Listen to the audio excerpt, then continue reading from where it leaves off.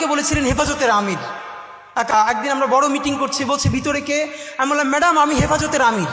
যখন শাহবাগ চলে তখন আমার ডিপার্টমেন্টের চেয়ারম্যান ম্যাম, নাম বললে অনেকেই চিনবেন, উনি বাংলাদেশের একজন প্রথিতযশা বুদ্ধিজীবীর ওয়াইফ, দুজনেই বুদ্ধিজীবী। তো পুরো ক্লাসে 280 জন, তখন আমরা সেকশন ভাগ হয় নাই, আমার মাথায় টুপি আর 3-4 জন। তো ক্লাসে পড়া জানানোর জন্য আমাকে ম্যাম জিজ্ঞেস করলো এই হেফাজত দ্বারা, মানে আমাকে করে বলল। তো আমার ভীষণভাবে মনে আছে, এবং তিনি আমাকে বলেছিলেন হেফাজতের আমির, কারণ তখন তিনি জেন্ডার অ্যান্ড উইমেন কোর্সটা পড়াচ্ছিলেন এবং সেখানে নারীর অধিকার নাই এই ব্যাপারে সিডো নিয়ে পড়াচ্ছিলেন। তো সেসব নিয়ে আমরা আলাপ করতাম। তো এরপরও আমি একটা কথা বলে রাখি, ঢাকা ইউনিভার্সিটি সম্ভবত অন্য সব জায়গা থেকে এটুকুন কারণেই ভিন্ন যে সেই প্রচণ্ড উত্তাল সময়েও আমরা ডিপার্টমেন্টে এটা নিয়ে তর্ক করতে পারতাম টিচারদের সাথে, খুব অল্প মানুষ হলেও এটুকুন অন্তত সত্য স্বীকার তো করতে হবে। তা আমার মনে আছে এরপর থেকে ম্যাডাম আমাকে 2-3 দিন ভিন্ন ভিন্ন কারণে ফোন, মানে একদিন আমরা বড় মিটিং করছি, বলছে ভিতরে কে? আমি বললাম ম্যাডাম আমি হেফাজতের আমির। এরপর ম্যাডাম যতদিন আমাকে জিজ্ঞেস করেছেন আমি আমাকে পরিচয় দিয়েছি আমি হেফাজত। এর মানে আমি ভাবলাম যে তখন তো আমরা এত ম্যাচিউর না, বা এখনও আমরা তো ম্যাচিউর না, কিন্তু ঠিক আমাকে যেটা দিয়ে আমার আইডেন্টিটি নষ্ট করে ফেলতে চায় মানুষ, সেটাকে যদি আমি দৃঢ়ভাবে ধরে রাখার মতো সাহস করি, আল্লাহ সহজ করেন। যখন আমাদেরকে হেফাজত বলে গালি দেওয়া হয়েছে, আবারও আমি বলি হেফাজতের 13 দফা নিয়ে আমার নিজের অনেক প্রশ্ন আছে, আমার অনেক আপত্তি আছে। এই সমস্ত আপত্তি একপাশে রেখেই আমি বলেছিলাম প্রকাশ্য দিবালোকে শিশু থেকে শুরু করে বৃদ্ধ মানুষকে ঢাকায় ডেকে চতুর্দিক বন্ধ করে ঘন্টার মধ্যে 1.5 লক্ষ বুলেট ছুঁড়ে গণহত্যা করা যাবে না, এবং এটা গণহত্যা। এই গণহত্যাকে গণহত্যা বলে বলতে পারবার যে হিম্মত অল্প কিছু মানুষের ছিল।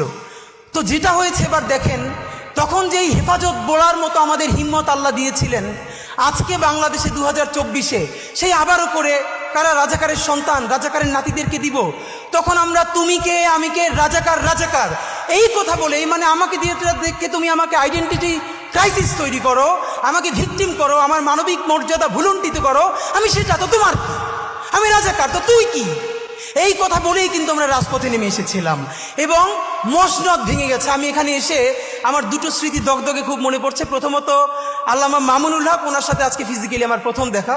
ওনাকে দেখে আমার যেই স্মৃতিটা মনে পড়ছে, ওনারও মনে আছে কিনা জানি না, কয়েক বছর আগেও মনে হয় 2 বছর আগে ওনাকে যখন জেলে নিয়ে আসলো, উনি জেলের যে জেলখানার যে গাড়ি, তো ওনার মাদ্রাসার জামিয়া রহমানিয়ার বেশ কিছু ছেলেরা খুব ভোরে সম্ভবত বোখারি শরীফ বুকে নিয়ে ওখানে লাইনে দাঁড়িয়েছিলেন, তারা তাদের উস্তাদের কাছে বুখারির সবক নিতে চান। তো উনি সেই জেলের গাড়ির মধ্য থেকে বলছেন এই পড়া ছাড়বা না, এইভাবে পড়বা। আমি ভাবি আসলে এই যে মাদ্রাসার শিক্ষা, মাদ্রাসার শিক্ষক ছাত্র জুলুম, এ নিয়ে তো প্রচুর কথা বলি, কিন্তু সত্য কথা এই পরিবেশটা আসলে বোঝা যায়, মানে রুহানিয়াত এমন জিনিস, মানুষ নিজের চেয়ে নিজের উস্তাদকে ভালোবাসতে পারে, এটা মনে হয় সম্ভবত খুব কাছ থেকে না বুঝলে আসলে না চিনলে মানুষ বুঝবে না। তো শিক্ষক উনি যখন বলছেন যে এরকম পড়তে শুরু করবা, পড়া ছাড়বা না, তখন সেই ছেলেগুলো বুকে বোখারি শরীফ জড়াই ধরে কাঁদতেছে রাস্তার মধ্যে, হ্যাঁ হুজুর এটা শুনবো। তো এই সময়টা আমার খুব মনে পড়ছে। আর আজকে এখানে এসে আপনাদের কাছে শুধু একটা কথা বলতে চাই, বিনীত অনুরোধ। আপনারা দেখেছেন যে আমরা 3টে গণহত্যার কথা সবসময় একসাথে বলি। আমরা বলি জুলাই, পিলখানা ও শাপলা গণহত্যা। আমরা যতবার বলেছি জুলাই নিয়ে কমিশন হয়েছে, অনেক সমালোচনার পরে পিলখানা নিয়েও একটা কমিশন করা হয়েছে।